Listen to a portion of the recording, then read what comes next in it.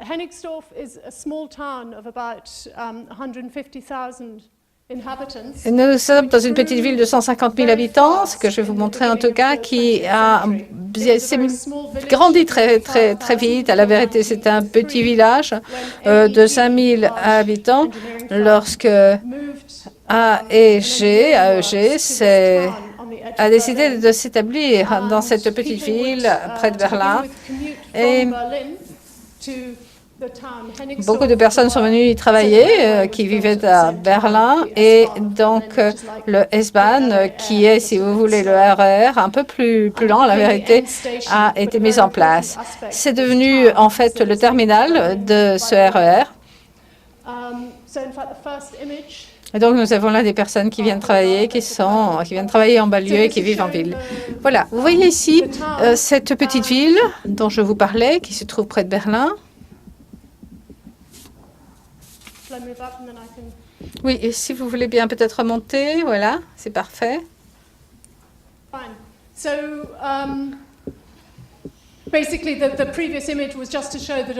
Tout simplement, c'était pour vous montrer qu'en fait, il y a eu beaucoup de constructions, ce que vous avez vu au préalable. Tout ce qui s'est développé s'est fait plus ou moins à l'ouest de cette voie de chemin de fer. Et vous pouvez voir un petit village au centre de la ville qui se trouve des deux côtés de la ville. C'est tout à fait typique, en tout cas, des différentes villes qui se sont construites en Europe et qui se sont construites, à la vérité, le long d'une route principale. Alors, le site de cette municipalité que on vous a demandé de construire se trouvait là, dans cet espace que vous pouvez voir sur l'écran, entre le village et l'église du village qui se trouve à gauche en bas, et le tunnel et les voies ferrées qui conduisent au Town Square, qui a été construit dans les années 50. Alors, vous pouvez voir que toutes les personnes, en fait, vivent à l'est. Notre réponse, si vous voulez, a été d'essayer d'établir, de donner un sens à cet espace, à ce paysage. Vous voyez qu'il y a un parc qui a été créé au début du XXe siècle, qui a beaucoup de sens, de signification pour les habitants de cette petite ville. Vous pouvez voir que de manière asymétrique, il y a deux grands bâtiments préfabriqués qui ont été construits sous le régime communiste. Ils ne sont pas trop mauvais, la vérité, c'est pas trop laid. Il y a un bel espace entre ces différentes constructions. Puis il y a un espace indéfini. Nous avons redéfini, si vous voulez, le jardin frontal qui se trouve à l'avant de ces différents édifices et également l'aire de stationnement. Nous avons souhaité que l'ouverture de cette municipalité soit tout à fait publique et qu'il y ait un tunnel qui relie à la voie ferrée au chemin de fer. Notre idée était en fait d'offrir, si vous voulez, un espace public et qu'il y ait les bureaux qui soient répartis sur 2 étages. Passons à l'image suivante. Alors, ça c'est un petit modèle qui vous remontre à peu près la même chose. Ce que vous pouvez voir est un peu un lieu d'attente avec un certain nombre de bancs, et puis vous voyez différents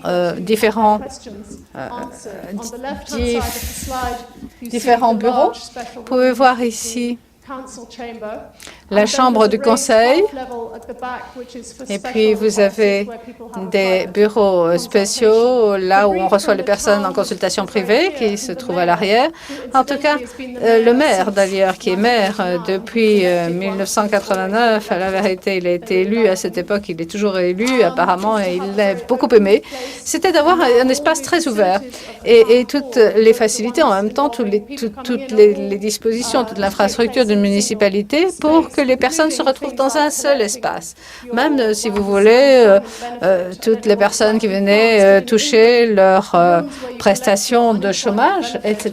La manière dont on le fait en Angleterre, en fait, les lieux sont tout à fait déprimants. Ce que nous avons voulu, si vous voulez, c'est que tout le monde se rencontre et qu'il y ait une certaine signification, une valeur pour le citoyen, et que les chômeurs ne soient pas renvoyés vers un certain lieu tout à fait sombre à l'arrière d'un bâtiment aussi sombre que le lieu où ils s'étaient reçus. Ici, vous pouvez voir une partie du bâtiment entre l'espace entre les 2 maisons. Et ici, en approchant depuis la route, Même chose, un peu plus près, c'est un peu sombre. Depuis l'arrière, les bureaux à l'intérieur, vers l'arrière, là où j'ai dit qu'il y avait un niveau, il y a également un demi-niveau de parking pour les voitures qui continue le bâtiment en briques. Ensuite, nous avons l'entrée avec la S-Bahn qui est derrière, donc tout proche. Là encore, nous entrons dans le bâtiment depuis le bas à droite. Voici un dessin qui vous montre ce que nous voulions faire. Nous allons avoir un plafond coloré qui entre jusque dans l'espace public. Et vous pouvez voir une rampe à droite. Le bâtiment a un seul étage. Nous avons décidé de le revêtir en briques. Donc, il est un peu différent du reste. Et au moment où vous entrez, vous pouvez tourner à gauche et vous rendre dans la chambre du conseil, dans la salle du conseil. En fait, c'est un bâtiment qui est très bon marché, en fait. Il a été construit sur un budget public. Nous avons décidé de consacrer un certain montant à de petites choses, comme par exemple les poignées de porte et tout ça, pour donner un air un petit peu plus... un peu moins triste, mais sinon le budget est très limité. Je ne sais pas si vous pouvez voir très bien. Vous voyez le plafond bleu? Non. Bon. C'est la partie de la chambre du conseil. Vous avez un plafond peint en bleu. La même salle, mais vue vers la table principale. La réception à l'entrée, en fait, la façade et l'entrée, au moment où vous entrez, nous voulions qu'il y ait un accès très clair pour montrer que c'était un accès public pour la ville, que les gens puissent entrer même s'ils ne doivent pas vraiment venir faire quelque chose dans ce bâtiment. Voici une partie de la salle d'attente et le bureau de la réception à l'avant. Donc c'est un plan ouvert. Ici, il y a beaucoup de lumière qui entre par le haut. Ensuite, la diapo est un petit peu partagée ici.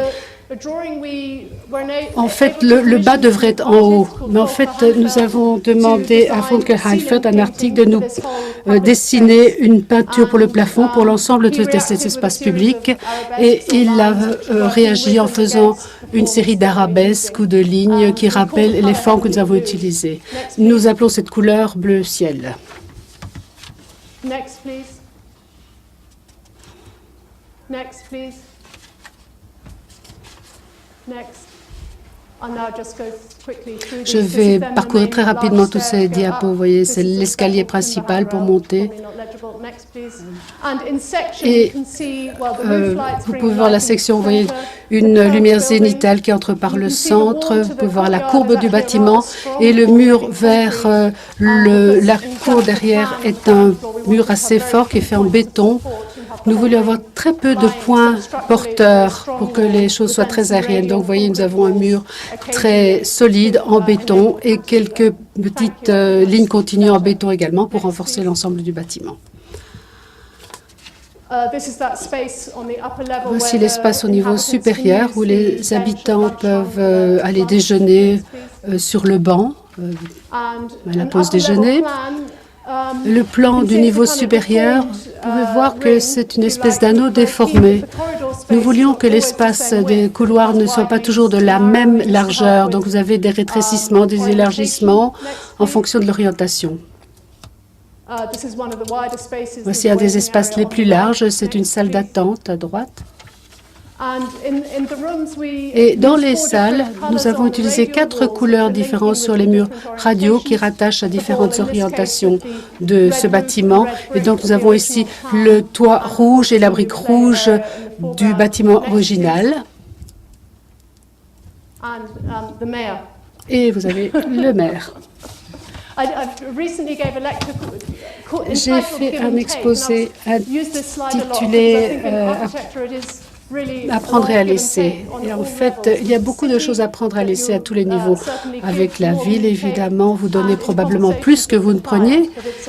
Et il y a une continuation continue avec le client pour obtenir un meilleur résultat. Si vous avez un bon client, un bon patron, alors vous avez une meilleure architecture. J'aimerais mentionner très brièvement ce projet. Il s'agissait d'un concours auquel nous avons participé il y a 3 ans à Munich pour le centre de manifestation de BMW et le centre de livraison. Nous avons eu la chance de gagner ce concours et nous avons également eu le malheur de gagner ce concours avec une autre firme d'architecture qui a reçu la commande. Je n'ai pas très bien compris pourquoi. Donc en haut à droite, vous avez une forme trilobique qui se trouve à l'extérieur.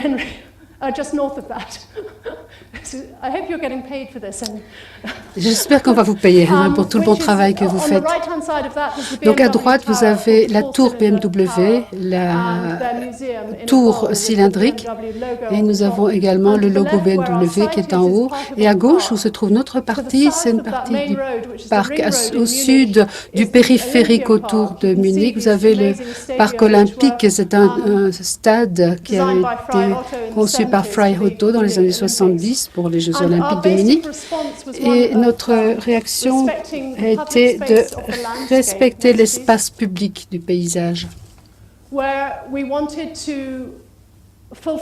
Nous avons voulu remplir un programme très important, à savoir que les gens viennent prendre livraison de leurs voitures très coûteuses, en plus des gens qui viennent voir des expositions ou entendre des conférences sur le monde de BMW. Donc, à droite, vous venez prendre livraison de votre voiture. Ensuite, nous avons une rampe qui conduit à la salle d'exposition. Ensuite, nous avons également un espace de conférence et de cinéma. Donc, nous avons 3 espaces pour ce programme. Et chacune de ces parties, qui est aussi grande que l'Opéra Philharmonique. Donc, nous voulions que ce soit considéré comme 3 espaces. Et le parcours, cet espace, nous n'avons pas voulu tout unir dans un bâtiment énorme. En fait, c'est quelque chose que nous avons fait en sous-sol pour des questions fonctionnelles. Mais au niveau du parc, il y a 3 bâtiments séparés avec un chemin qui les relie, une place au milieu et un pont qui vous permet de passer vers le musée BMW principal. Et ensuite, si vous passez du côté des ponts vers le parc olympique, toute la partie autour du bâtiment est rattachée aux stations de métro. Donc, nous voulions conserver toute cette liberté. Et pour permettre aux gens de pouvoir se rendre à pied d'un bâtiment à l'autre, regarder à l'intérieur sans nécessairement acheter quoi que ce soit, même pas un t-shirt, ils étaient rattachés par un grand toit sur l'ensemble. Voici les zones individuelles.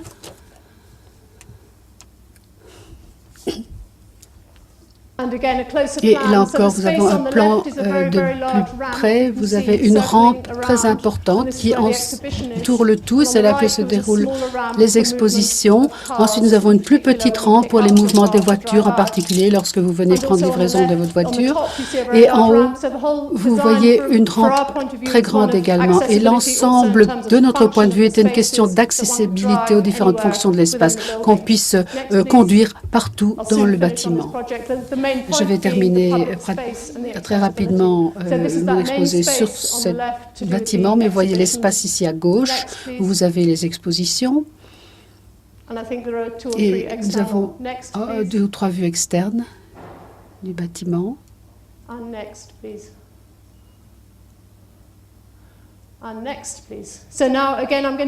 Donc, là encore, je vais faire une brève excursion à Sydney, un autre concours que nous avons passé en 2001, également pour un espace public. Il s'agit du musée d'art contemporain. et un centre de l'image.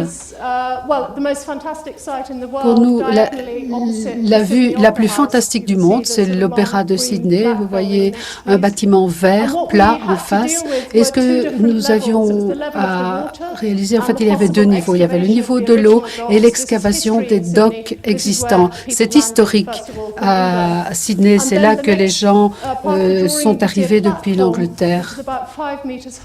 Et vous voyez une plateforme qui est 5 mètres plus haut, qui est en rapport avec la rue, la George Street, qui se trouve derrière. Donc, il y a un changement de niveau.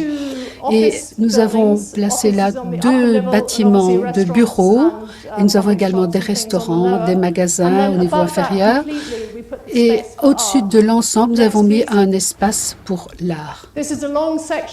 Voici une section très longue. Et vous voyez au centre de cette section, vous avez un espace très important où vous entrez depuis George Street au niveau principal, qui est le niveau inférieur. Ensuite, vous pouvez...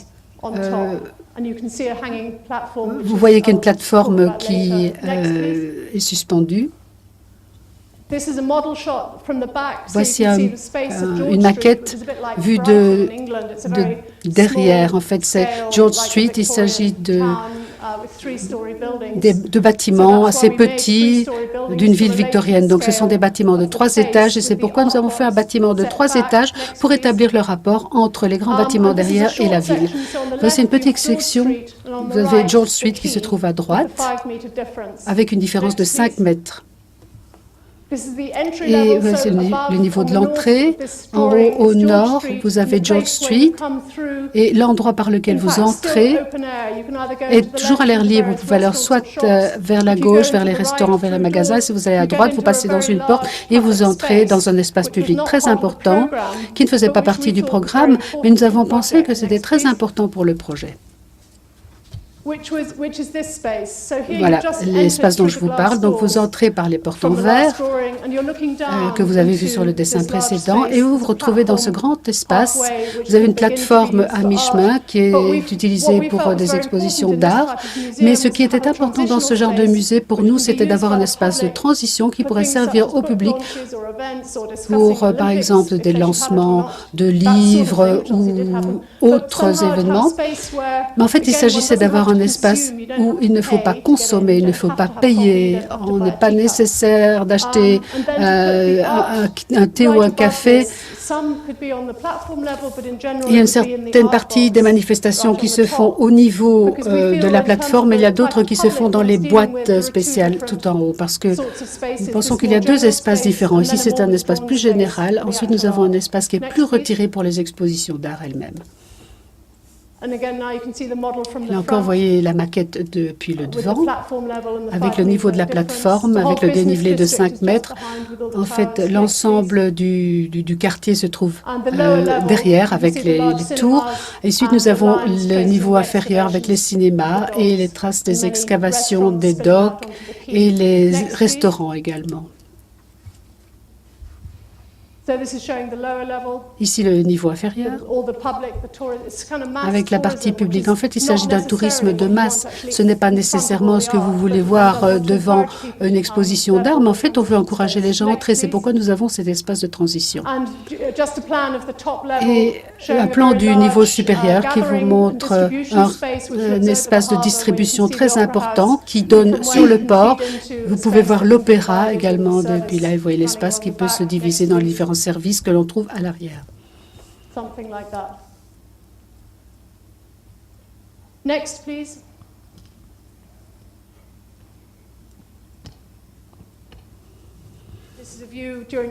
Voici une vue pendant la journée. Pour commencer, nous pensions avoir un espace public ouvert et qui ne soit donc pas fermé par des vitres, mais en fin de compte, étant donné l'environnement à Sydney, nous avons considéré qu'on pourrait mieux s'en servir tout au long de l'année s'il était vitré que s'il était à l'extérieur. Mais vous n'avez pas l'impression de passer un seuil, même vue de nuit. Et maintenant, nous en arrivons au deuxième projet auquel nous avons travaillé cette année, qui est pratiquement terminé. C'est le poste de police et la caserne de pompiers à Berlin. Il se trouve au nord-ouest. Donc, tout en bas à droite, vous avez Reichstag. Et puis nous avons également un grand bâtiment qui est le nouveau Reichstag qui a été construit par... Nous avons également l'ambassade de la Suisse, qui est le bâtiment rectangulaire, qui a réussi à ne pas être déplacé par Hammerschmidt quand il a fait son axe nord-sud qui a traversé Berlin pendant une brève période. Et donc maintenant, elle reste là comme un rappel de la résistance. À l'extérieur, vous avez en fait, c'est en haut, au milieu à gauche, vous avez un long bâtiment qui va orienter nord-ouest-sud-est. C'est un bâtiment existant. Ce n'est pas très clair, malheureusement, parce qu'une partie est en gris et l'autre partie est en noir, mais nous avons un bâtiment en L qui est en noir et un autre qui s'intègre dans ce même bâtiment en gris et qui est une extension de ce même bâtiment. Vous le verrez mieux sur la diapo suivante, mais en fait, il s'agit d'une extension urbaine. Nous avons des bâtiments, des grandes barres qui vont du nord à l'ouest. En fait, ce sont des bâtiments qui restent de ce que nous avions à Berlin dans le Quetzia. Ici, il s'agissait d'utiliser l'aile latérale de ce bâtiment à gauche, où est l'espace corridor. Et nous voulons utiliser ce corridor 2 fois. Souvent, nous trouvons des idées pratiques pour les bâtiments et nous les développons.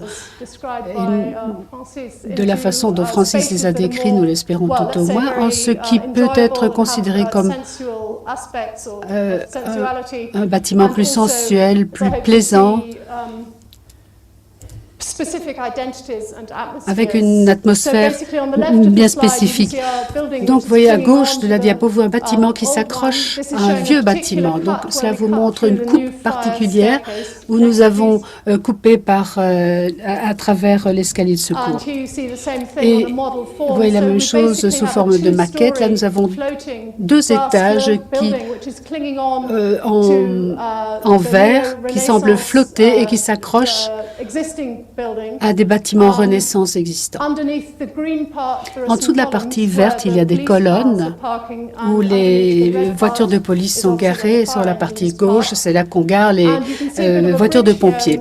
Et vous avez à l'avant, vous avez le niveau de la rue qui est bien plus élevé et donc on entre à travers un pont que vous pouvez voir là. En fait, nous aimons bien cette idée d'entrer dans un commissariat de police par la fenêtre, si vous voulez.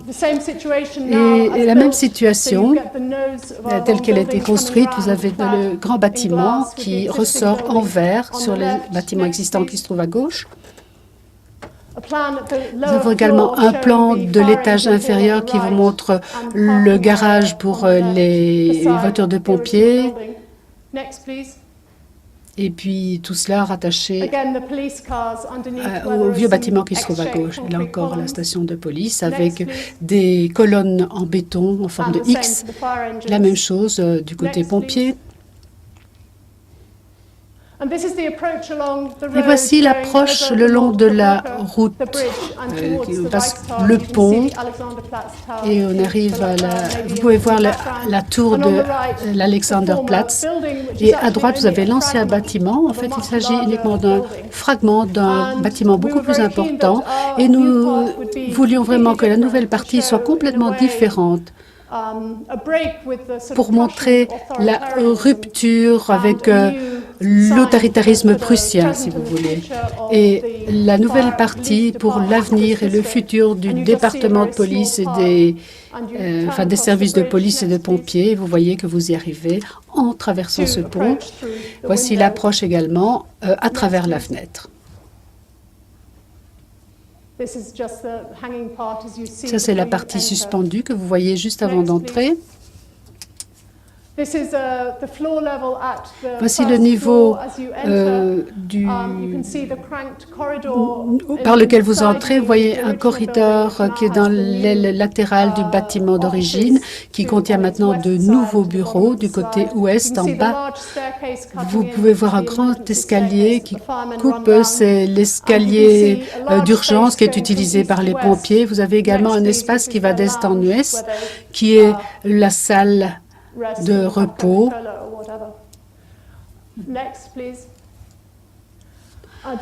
Et ça, ce n'est pas très bien éclairé vu d'ici, mais en fait, il s'agit d'un des corridors internes sur la nouvelle partie. Je vais vous expliquer. Ici, nous avons une zone, en fait, c'était un mur extérieur, c'est un mur en briques avec des corniches. Et nous avons essayé de faire coïncider le plancher avec les corniches pour que vous puissiez vous y asseoir. Et voici le plan au niveau supérieur. Et le couloir au niveau supérieur dans l'ancien bâtiment. Donc, vous voyez, ce sont des espaces très élevés. Nous avons fait le plafond en rouge foncé. Et voici quelques vues de la salle, là avec les volets ouverts. Nous avons donc eu un revêtement en verre,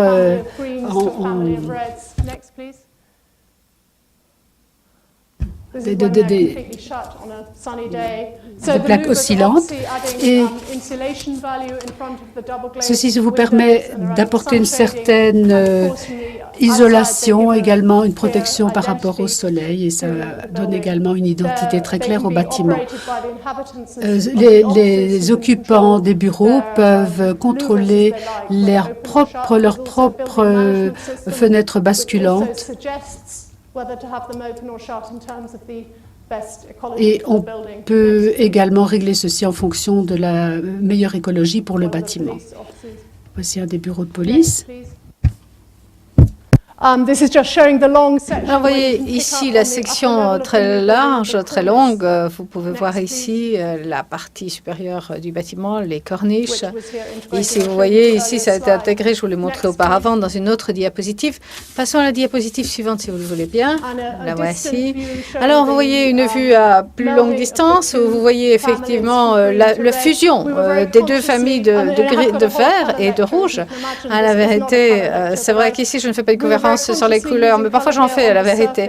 Nous avons voulu utiliser la couleur en surface un peu comme une peinture, si vous voulez. Lorsqu'on essaye d'utiliser, comment dire, ces mélanges optiques de couleurs, surtout à distance, en fait, les deux couleurs se mélangent, s'intègrent. Alors voilà, c'est tout à fait improbable, si vous voulez, pour ce genre de construction. À la vérité, nous avons voulu utiliser et renvoyer vers la profondeur de ce bâtiment. Il y a là une application en surface qui donne une certaine profondeur à la partie plus à l'arrière et surtout à cette heure du jour, à la fin de la journée, entre chien et loup. Ici, vous voyez que l'on peut en tout cas profiter de la luminosité transparente de cet espace vitré. Alors ici, très brièvement, quelques photos, un certain nombre de petits projets. Là, je vais vous parler essentiellement de la couleur et de la peau, si vous voulez, de l'emmaillotage. C'est un laboratoire de recherche dans le sud de l'Allemagne. Nous l'avons fait il y a quelques années. Et une entreprise, Berkheim, nous a demandé de concevoir un laboratoire sur leur campus, qui en fait est un endroit privé, qui n'est pas public. C'était assez difficile pour nous parce que c'est tout un campus tout à fait privé avec un mélange de constructions très hétérogènes, les constructions les unes à côté des autres sans vraiment un plan maître de l'endroit. Et donc, on nous a demandé, si vous voulez, d'étendre une construction existante qui se trouve un peu au centre de cette diapositive. Malheureusement, ici, ça a l'air tout à fait noir, mais normalement, c'est en gris et noir. Et c'est ici, voilà, vous voyez, c'est le nôtre. Merci, Henri, de l'indiquer. Il est donc attenant à l'autre construction. Je vais vous parler, je ne peux pas parler de l'entièreté du projet, je vais vous parler seulement de sa peau, c'est-à-dire de l'aspect extérieur. Vous pouvez le voir ici. Vous pouvez voir ici l'environnement. C'est vrai que nous l'avons présenté aux clients, en fait. En tout cas, nous faisions partie d'un concours. Il y avait d'autres éléments qui n'ont pas été soumis au concours, qui étaient beaucoup plus sensés. Et puis, en fait, si vous voulez, l'identification, l'identité, c'est effectivement cette peau de couleur que nous avons lui donné, cette apparence extérieure qui a été le fruit d'une recherche, mais qui en même temps renvoie à la recherche des différents biologistes qui travaillent sur les nouveaux médicaments, etc. Et que ce soit en fait un signal pour l'entièreté de ce campus, pour effectivement donner un peu plus d'optimisme au travail qui se fera à l'avenir au départ dans ce laboratoire. Ici, vous le voyez, c'est une autre vue de ce bâtiment. Il s'agit d'une double peau, donc avec un espace entre les deux peaux. Ici, vous voyez la façade ouest, où se trouvent les bureaux. Et ici, les fenêtres sont ouvertes. En fait, vous allez voir maintenant une diapositive qui va vous montrer l'espace entre les deux pots, si vous voulez, entre les deux façades. Donc, en fait, 60 cm entre les deux, ce qui permet effectivement de l'utiliser en cas d'incendie. Il s'agit effectivement d'un bâtiment qui est très bon marché, avec des murs qui sont isolés normalement, avec, comme vous le voyez, tout est contrôlé à la vérité pour que les deux façades puissent attirer au maximum l'énergie solaire. Et le laboratoire, avec ici vous voyez un bureau du laboratoire, ce projet. Alors ici, c'est assez inhabituel. Un client nous a demandé de revêtir si vous voulez, de recouvrir. Il s'agit de Hofregar Lager. High Bay Warehouse, il s'agit d'un entrepôt, un lieu d'entreposage, 30 mètres de haut pour une entreprise dans le sud de l'Allemagne. Alors vous verrez à gauche, vous voyez en terracotta les bureaux et terracotta d'une part comme matériau et bien sûr l'entreposage. À droite, vous ne voyez pas sur la diapositive, mais il y a un village où la plupart des habitants travaillent dans cette usine, dans ce centre de production. Alors, ils nous ont demandé d'habiller cet entrepôt. Alors, ils l'ont allongé de 30 mètres. Alors, à nouveau, nous avons utilisé des éléments très peu chers. Il s'agit d'éléments de métaux qui coûtent peu cher et qui sont peu onéreux. Ici, 35 cm à peu près. Nous avons bien sûr utilisé des couleurs, 20 couleurs différentes qui ne sont pas du tout normalisées. Nous avons donc recouvert d'une espèce couverture. Nous l'avons mailloté de manière tout à fait peu ordinaire. Ce que nous avons essayé de faire, c'est effectivement selon la distance de l'observateur, l'œil de l'observateur et la distance de cet œil, a été d'essayer de casser cette masse du bâtiment pour renvoyer vers le village et pour permettre à cette surface énorme de se dissoudre dans le paysage grâce à cette constellation de couleurs, de 20 couleurs. Et nous voici ici un certain nombre de diapositives sur l'identité à laquelle nous prêtons une grande importance. Malheureusement, il s'agit d'une couleur que nous avons trouvée dans un magasin de CD. Et en fait, c'est là le GSW à Berlin. Et c'est un groupe japonais, je ne sais pas comment s'appelle leur musique, mais c'est une musique assez étrange, qui est très jolie, d'ailleurs, je la moque.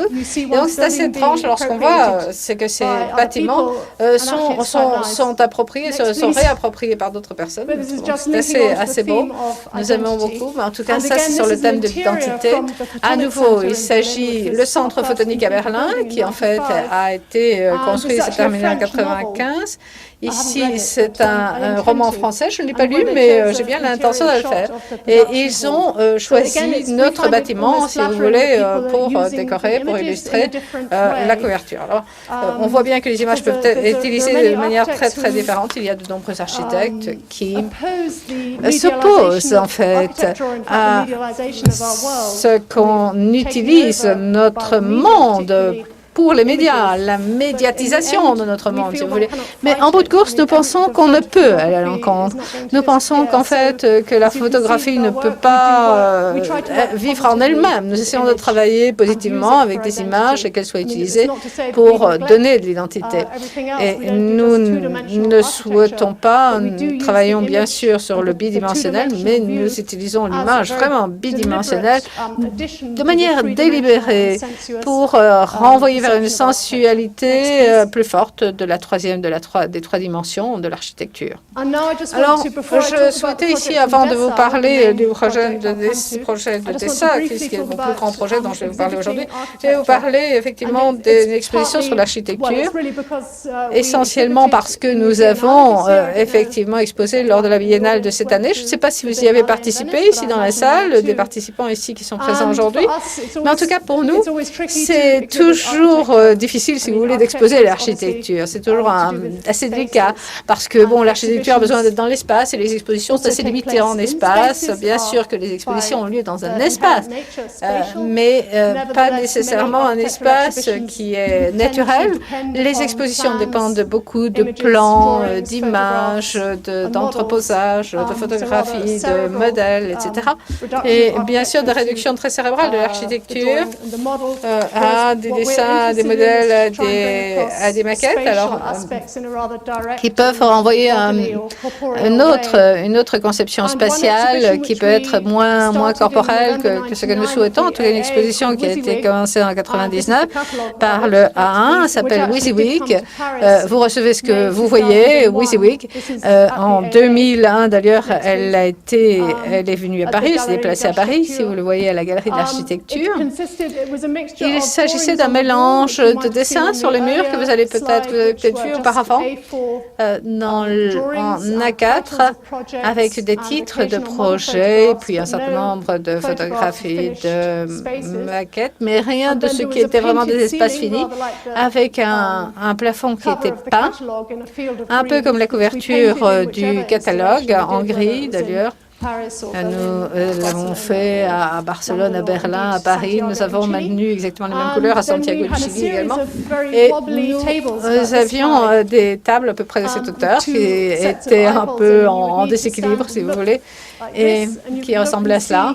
Et vous pouvez voir que c'est assez primitif, mais tout à fait pratique, en fait, une image stéréoscopique.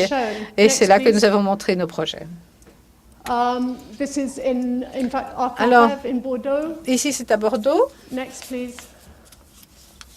And here in Paris. Ici à Paris. You can't see much of the painted ceiling. Malheureusement, vous ne pouvez guère voir les photographies, mais en fait, ce que nous avons aimé dans cette conception, c'est effectivement le changement spatial et comment nous avons essayé que, effectivement, le catalogue reprenne le contenu de l'exposition. Au début du catalogue, la première moitié est une sélection de dessins. La deuxième partie du catalogue reprend un certain nombre de lentilles stéréoscopiques qui étaient prévues dans la couverture, que vous voyez ici, dans la couverture du livre. Et à distance, si vous voulez, vous avez une impression de tridimensionnel. Alors, ça fonctionne assez bien compte tenu de la nature assez primitive de la technologie qui a été utilisée à cette fin. Et après cette exposition, nous avons fait un peu la développer et élaborer une deuxième partie de cette exposition WYSIWYG que nous appelons maintenant WYSIWYG Plus, qui effectivement, comme nous avons appelé Plus, parce que ça allait un peu de là, de WYSIWYG. Alors, nous avons un peu repris ce que nous avions fait à Brandstorff. Nous avons pensé qu'il y avait un certain nombre de choses qui étaient difficiles à comprendre pour les gens simples, etc. Pour les personnes qui vivaient dans le bâtiment, nous avons demandé à Adam Trzeszki, le cinéaste, de effectivement nous préparer quelque chose qui puisse parler aux clients, mais également aux personnes qui vivent dans l'édifice, et que cela soit un documentaire. Alors, vous le voyez ici, il y a 3 grands écrans avec des films qui sont projetés de manière simultanée, avec des interviews de nous, d'autres. Nous avons voulu également interviewer des gens de l'édifice. Tout n'est pas nécessairement composé. Et nous avons une interview avec Sarah Brooke, mon conjoint, et bien sûr moi. Alors, dans l'ensemble, à la vérité, nous pensons que ça a bien ajouté à l'exposition de WYSIWYG. Il s'agit effectivement d'aider l'usager de cet édifice et de l'intégrer. Uta Amczewski, en fait, a beaucoup travaillé. Nous avons d'ailleurs eu des échos critiques de ce travail. c'est très parlant, c'est très direct comme langage, me semble-t-il. Passons au suivant. Et maintenant, je connais mieux mes clients, je connais mieux mes usagers. C'était une très bonne expérience d'avoir que de travailler de cette manière. Vous voyez à droite Matthias Sauerbruch, qui est mon conjoint, et au milieu, vous avez un journaliste allemand qui mène une interview. Alors, en ce qui concerne la partie de Venise, nous avons fait ce que nous appelons Eyescape, Soundscape. Alors, espace de l'œil et du son. Clat Foster, qui est le directeur de la Biennale, nous avons voulu travailler sur des métamorphoses. Nous avons travaillé sur deux parties.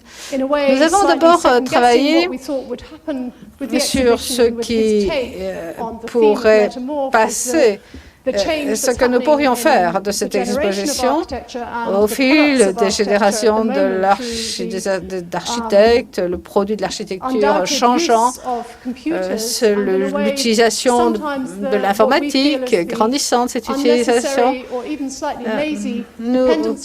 Parfois, nous rendons dépendants de cette informatique de manière paresseuse. Nous introduisons un certain nombre de paramètres que l'informatique vous donne des résultats. Nous pensons néanmoins que l'informatique peut être libératrice de l'architecte et peut effectivement permettre à l'architecte de valoriser ses qualités, de lui donner du temps pour les mettre en lumière. Car en fait, c'est vrai que nous pouvons pratiquement tout faire en termes de production. Je ne sais pas s'il faut tout faire, mais en tout cas, je crois que l'architecte peut en tout cas se réapproprier tout le pouvoir qu'il a de réaliser un certain nombre de choses. Et en même temps, je vous l'ai dit, c'est très difficile d'exposer l'architecture. Ce que nous avons essayé de faire, en fait, c'est de manière très spatiale, très directe, de présenter donc la municipalité et la caserne de pompiers que je vous ai déjà montré. Pour le caserne, nous avons donc prévu un Eyescape, paysage de l'œil optique, qui en tout cas est très corporel. Vous aviez quatre écrans de 4 mètres de haut, qui en fait étaient carrés. Ce sont de très grands écrans avec des projections de 4 films vidéo simultanément. Nous avons demandé à Adam Stresky de nous faire ce film et nous avons demandé qu'elle le fasse en fonction de la manière dont elle percevait ce bâtiment. Voilà, ici vous voyez, c'est assez difficile à photographier parce que bien sûr 4 mètres, en même temps c'est petit à photographier si vous voulez. Alors c'est vrai que nous avions donc des projections. Nous étions vraiment baignés de couleurs à la vérité grâce à ces projections, à cette exposition. Ici, vous voyez le Eyescape qui se tourne d'ailleurs vers le Soundscape qui est l'espace de son acoustique. Nous avons travaillé avec celui qui nous avait déjà fait des plafonds. Il s'agit d'un artiste qui est très stéréoscopique dans sa perception des choses. Ce que nous avons essayé, c'est de représenter cette partie qui est l'espace d'attente de la municipalité où les personnes vont s'asseoir et attendre. Et nous avons essayé de l'exprimer en tant qu'espace architectural dans le cadre de cette exposition. On a essayé en fait de faire un mélange de photographies stéréoscopiques avec d'1,50 m carré, plusieurs dimensions à la vérité. Et puis également les bancs qui avaient été refaits avec effectivement ce bois au sol et des orateurs, des haut-parleurs qui en fait relayaient le son, des sons qui en fait avaient été enregistrés dans des endroits réels. À Schkolskopf, nous avons utilisé pour cela en fait des micros spéciaux qui en fait permettent de reproduire de manière tout à fait réelle les sons. Alors ici vous le voyez, c'est un espace de 7 mètres de profondeur avec 15 images stéréoscopiques. Malheureusement, je n'ai pas pu vous apporter les lunettes qu'il faut porter marcher pour effectivement avoir cette impression de profondeur. Mais en tout cas, l'exposition de Venise, en fait, s'est terminée hier. Alors, ce fut une grande expérience que de voir tout ce système fonctionner. Vous pouvez voir là les écouteurs sur les bancs. Ici, quelqu'un qui regarde avec les lunettes. C'était assez étrange. Vous mettez les lunettes et vous avez une impression de champ. Vous avez effectivement une profondeur assez extraordinaire parce que vous voyez également ce banc, l'espace. Alors, vous êtes un peu pris à la fois dans les images et si vous mettez les écouteurs, ce qui était le cas, l'effet est assez extraordinaire. En fait, vous entendez quelqu'un qui parle derrière vous, vous retournez, mais en fait, la personne n'est pas là, elle est à la municipalité, etc.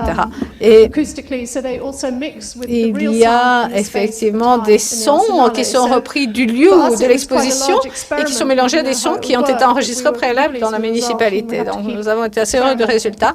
Nous allons poursuivre cette expérimentation.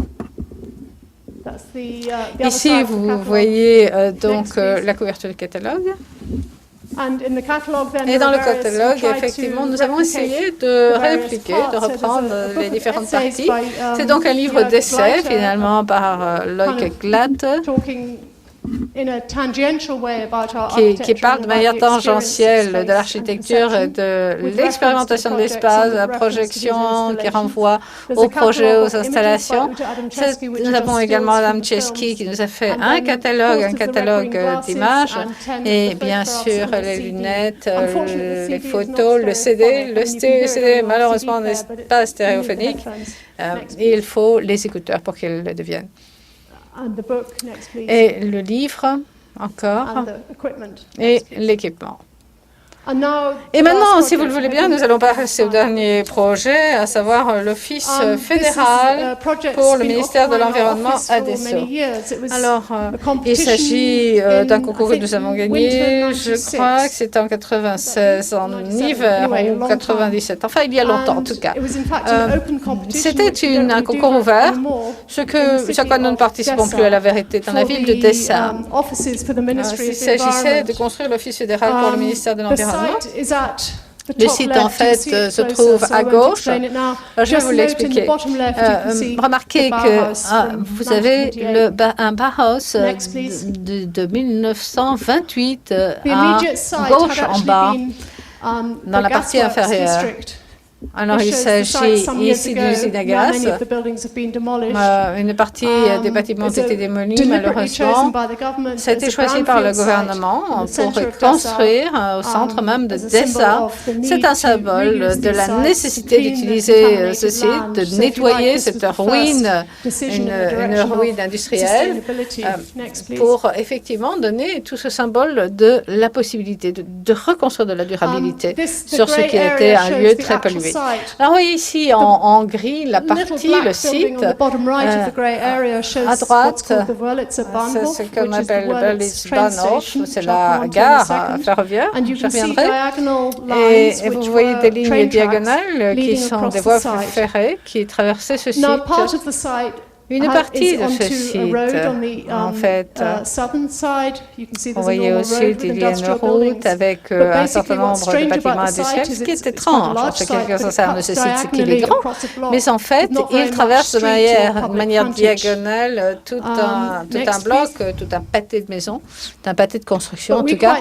Nous avons beaucoup aimé, si vous voulez, l'association avec cette gare que vous voyez à droite, qui en fait une petite gare qui est assez abîmée. C'est la grande gare, c'est une petite gare celle-là, une autre grande gare se trouve plus loin. En fait, essentiellement pour amener les habitants de Dessau jusqu'à cet endroit en train. Alors, le long de ces voies, nous voyons des bâtiments industriels.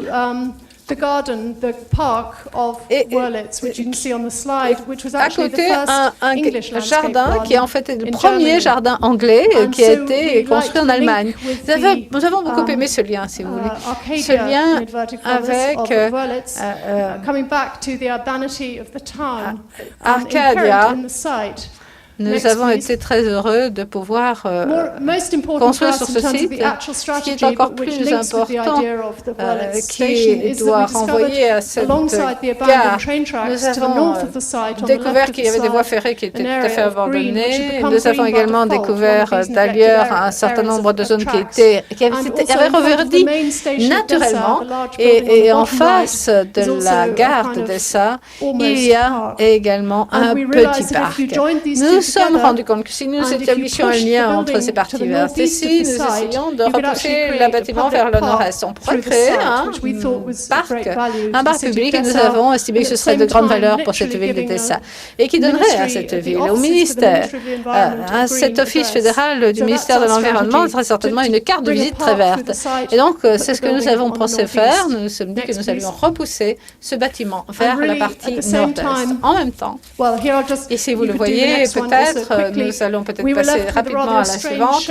Nous avons eu en fait, effectivement, le site était assez étrange, en tout cas sa forme. En tout cas, il fallait accueillir 800 bureaux pour ces bureaucrates allemands qui allaient s'y installer. Chacun, effectivement, doit avoir son propre bureau, 12 mètres 50 carrés, 12,5 mètres carrés. Ici, vous voyez une grande partie, c'est l'entrée, exposition, auditorium, également bibliothèque sur l'environnement en Europe et puis une cantine. Nous avons souhaité bien sûr que cet espace soit publiquement en même temps qu'il permette d'avoir des bureaux fermés. Il fallait effectivement tirer avantage de cette main-d'œuvre qui viendra travailler. Nous avons prévu en fait un escalier, nous avons construit un grand bâtiment, nous étions limités à 4 étages, 200 bureaux par étage. Bien sûr, on peut limiter les distances avec des ponts et créer très certainement entre l'atrium et d'autres zones, créer des espaces de communication. Et également avec cette partie, essayer de replier tout cela pour que tout cela fonctionne ensemble, pour que tout cela communique, qu'il y ait une intercommunication et notamment que tout cela renvoie vers la bibliothèque. Alors, c'est une forme assez bizarre, bien sûr. Nous la trouvons très logique et puis elle nous amuse beaucoup. Ici, vous voyez le toit en verre, l'atrium et le forum qui est l'entrée publique. La manière dont ce toit, en fait, descend, se plie, redescend vers la façade, nous aimons beaucoup cette courbe du toit incurvé. Ici, vous voyez une vue qui a été prise il y a de nombreux mois. Vous voyez comment tout cela repousse le bâtiment vers le nord-est, c'est ce que je vous ai dit.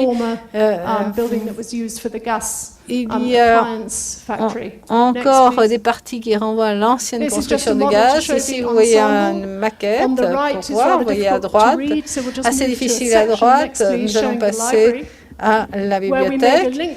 Ici, nous avons construit un lien, ce qu'on appelle le serpent, vers l'entrepôt. Nous avons souhaité créer une construction qui remonte pour qu'il y ait également une circulation de l'air et qu'il y ait un espace. Et le lieu de lecture se trouve au rez-de-chaussée. Il occupe la plupart du rez-de-chaussée, la plus grande part du rez-de-chaussée. Si vous voyez l'escalier,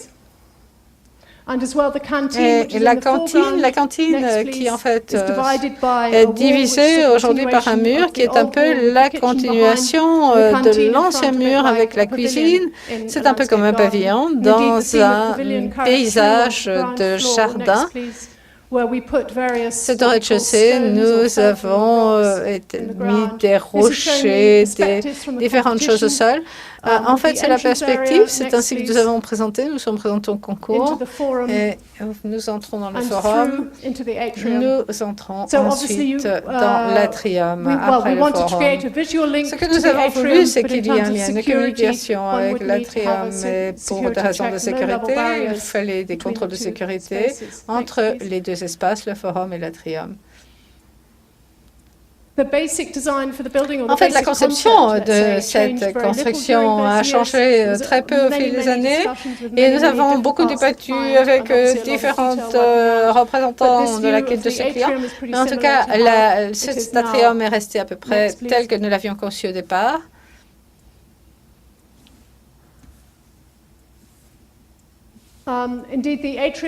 Ici, vous voyez l'atrium. L'atrium, en fait, c'est un espace, nous souhaitions, en fait, qu'il y ait toute cette idée du parc qui rentre pratiquement dans le forum, qu'il y ait une espèce de flux continu, qu'il n'y ait pas de rupture.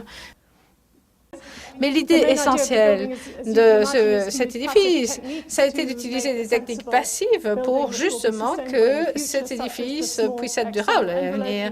Nous avons donc une enveloppe, nous avons cet atrium, nous avons utilisé effectivement des masses thermiques dans le béton et également isolation extérieure et certaines fenêtres, mais pas trop non plus, pour qu'il y ait à la fois la lumière de jour, nous avons utilisé des énergies renouvelables, des matériaux qui soient assez conviviaux avec la nature, avec l'environnement, et des matériaux qui puissent être réutilisés, qui puissent être recyclés ou qui puissent se putréfier.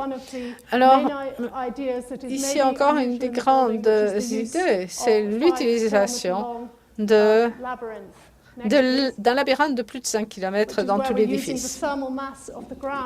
C'est là que nous prenons la masse thermique du sol pour tempérer l'air, pour avoir une certaine chaleur qui passe à travers les tuyaux qui sont 2 ou 3 mètres en sous-sol. Et en été, vous pouvez amener de l'air frais dans le bâtiment, de l'air qui est passé dans ces tuyaux, et on peut faire le contraire en hiver. On se sert de la chaleur de la terre pour chauffer. Donc voilà le principe. En été, l'air chaud est refroidi lentement, entre dans les bureaux et puis est chassé par l'atrium. Et nous avons également un refroidissement nocturne en été. Et la masse thermique du béton est utilisée pour rayonner la fraîcheur qui vient dans les bureaux la nuit. Je vous montre cette diapo qui provient de chez le docteur Romling. En fait, c'est un spécialiste de l'énergie. C'est pour vous montrer la frustration qu'il y a à travailler avec des gens comme ça. Tout doit être mesuré à tout moment. Et évidemment, il faut faire des mesures, il faut montrer qu'on prend les bonnes décisions au niveau technologique, durabilité, tout le reste.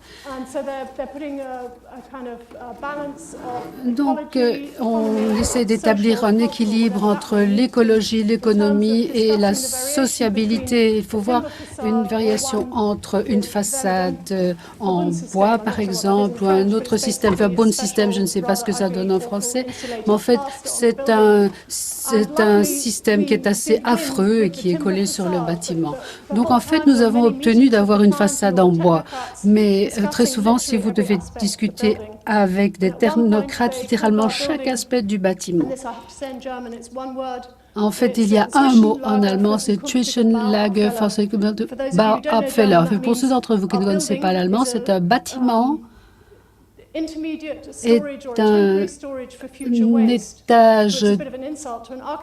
un stockage temporaire pour les déchets futurs. Donc, vous voyez que c'est assez péjoratif, mais c'est ainsi que certaines personnes voient nos bâtiments. Je respecte très bien la volonté d'utiliser des matériaux écologiques, mais d'autre part, il faut aussi voir que nous souhaitons faire des bâtiments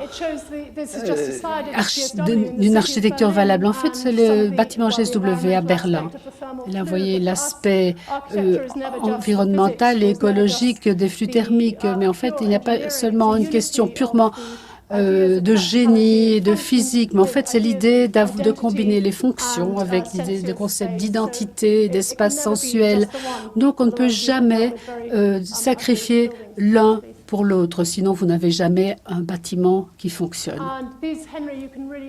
Et Henry, vous pouvez passer très rapidement à travers les prochaines diapos. C'est pour vous montrer que nous avons envisagé beaucoup de types différents de façades quand on a discuté de cette façade.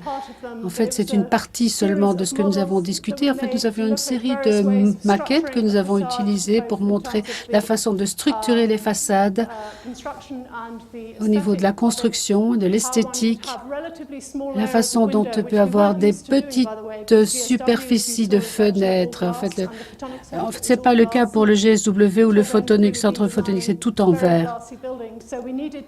Puisque à l'époque, on faisait des bâtiments qui étaient vraiment verts. Donc, de toute façon, il a fallu améliorer par rapport aux normes allemandes d'isolation. Nous avons dû améliorer de 50%.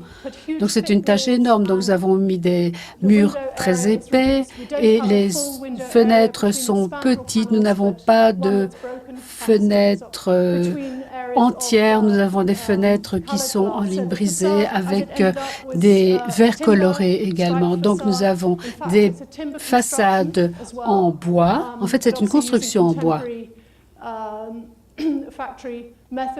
Et nous avons fait appel à des méthodes de fabrication contemporaines où on fait les parties en préfabriqué. Et en fait, nous avons des raies en bois qui sont utilisés pour faire entrer l'air frais la nuit, également uniquement comme refaitement. Et ensuite, vous avez les fenêtres en verre. Nous avons également mis au point un système de famille de couleurs autour du bâtiment qui correspondent à différentes identités des différentes parties du bâtiment.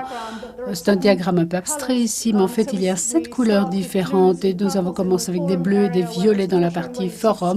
Vous avez de l'eau, vous voyez le ciel, et nous sommes passés à la famille des verts, tout près du parc. Ensuite, nous avons du rouge et de l'orange du côté ville de Dachau, et nous avons également du violet foncé tout près du mur en briques de ce qui est devenu le bâtiment de la bibliothèque. Donc, vous voyez que nous avons un système de couleurs. En fait, voici deux vues, deux arrêts sur image d'un film. Un aspect du bâtiment que je n'ai pas encore mentionné, mais qui était très important pour nous lorsque nous avons ces rubans étranges. En fait, on voulait s'assurer qu'on ne voyait jamais l'ensemble du bâtiment d'un seul coup d'œil. On ne peut voir que des parties de ce bâtiment, que vous soyez à l'intérieur ou à l'extérieur de cet atrium, parce qu'il est tellement grand que nous ne voulions pas écraser le paysage. Maintenant, quelques vues de la partie entrée et ce qui sera le parc à gauche. Je croyais avoir pris ces photos une belle journée. Il ne fait pas toujours gris à Berlin. En fait, voici la partie verte. En fait, au milieu, vous pouvez voir une colonne de 6 mètres de haut. C'est une œuvre d'art d'un sculpteur qui a gagné le Kunstbau. En fait, nous avons une collaboration assez réussie avec lui. Et c'est lui qui a dessiné toutes ces entrées pour les tuyaux en sous-sol. Donc, il nous a fait tout ça en fer rouillé. Nous avons également une façade qui est en verre pur, qui est en retrait par rapport à la façade en bois. Donc vous avez toujours le même niveau d'élévation que vous trouvez dans un palace de la Renaissance et vous avez donc une perception des couleurs qui permet cela. Nous avons également ici un détail, c'est mal éclairé, mais normalement vous pouvez voir les persiennes qui se trouvent du côté fenêtre, mais ici on les voit très très mal. L'arrière du bâtiment, donc c'est une autre vue à droite. Le site va être développé. Nous allons du jaune au rouge et de l'orange au rose. Et nous avons quelques vues également de l'intérieur. On va les parcourir rapidement. Ici, c'est la vue qu'on a du forum vers l'atrium. On va du bleu. Nous avons également l'atrium où nous avons des passerelles. Voici la partie la plus étroite du bâtiment, 14 mètres de large à ce point. Ensuite, nous avons un nouvel élargissement. Et encore, on va de l'atrium vers le forum. Ce bâtiment a été choisi pour la journée allemande de l'architecture, pour la cérémonie d'ouverture. C'était très émouvant parce que c'était toujours un site en construction. Ça faisait plus de 2 ans que c'était en construction et beaucoup de personnes de Dassault sont venues avec leurs chiens. C'était un samedi matin parce que le samedi matin, ils promènent leurs chiens. En fait, le bâtiment semblait avoir été apprécié par ces gens qui le voyaient pour la première fois. Ils étaient également très étonnés de sa grandeur à l'intérieur par rapport à la vue qu'ils en ont depuis l'extérieur.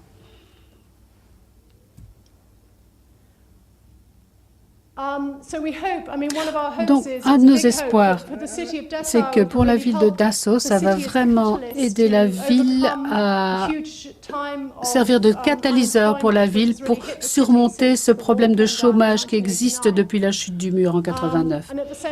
En même temps, nous espérons que cela va poursuivre la réputation que Dachau a acquis en architecture depuis l'époque du Bauhaus, par exemple, et les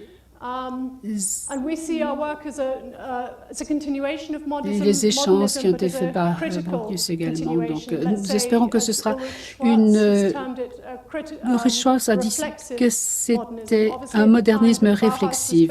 À l'époque où le Bauhaus a été construit, on ne s'intéressait pas aux problèmes de consommation d'énergie. C'est l'une des principales modifications survenues depuis cette époque.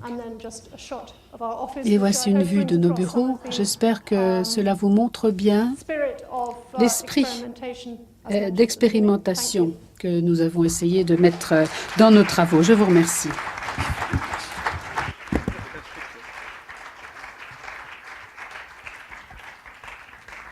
Je ne sais pas si c'est normalement le cas, mais j'espère que je vais pouvoir répondre à vos questions. Vous pouvez même essayer en français si vous parlez lentement.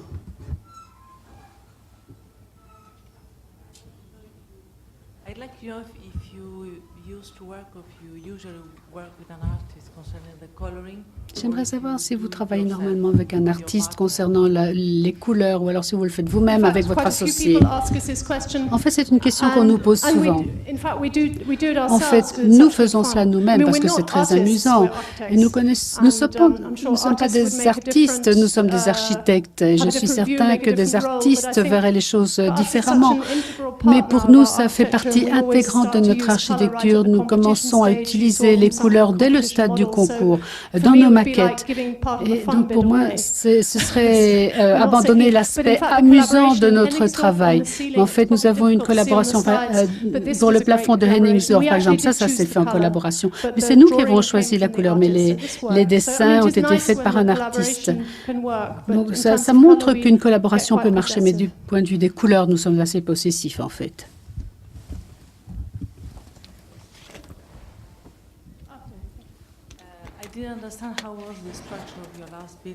Je n'ai pas très bien compris la structure de votre dernier bâtiment. Est-ce qu'il s'agit d'une structure en béton et vous avez du bois pour la façade? Oui, la structure elle-même est en béton.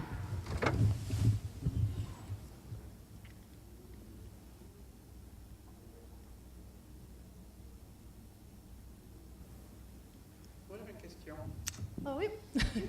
Henry? J'avais pas bien compris votre stratégie contre la lumière, le couleur de lumière transmise, le couleur de lumière réfléchie. Reflected color and transmitted color. Parce que certains de vos bureaux sont derrière les parois colorées, donc l'ambiance du bureau devient colorée lui-même. Est-ce qu'il y a un choix conscient entre la façon dont je comprends bien les couleurs dans les façades, mais les couleurs dans une ambiance de travail peut être dérangeant. Est-ce que vous trouvez que l'humain s'adapte à des déformations de couleurs ambiantes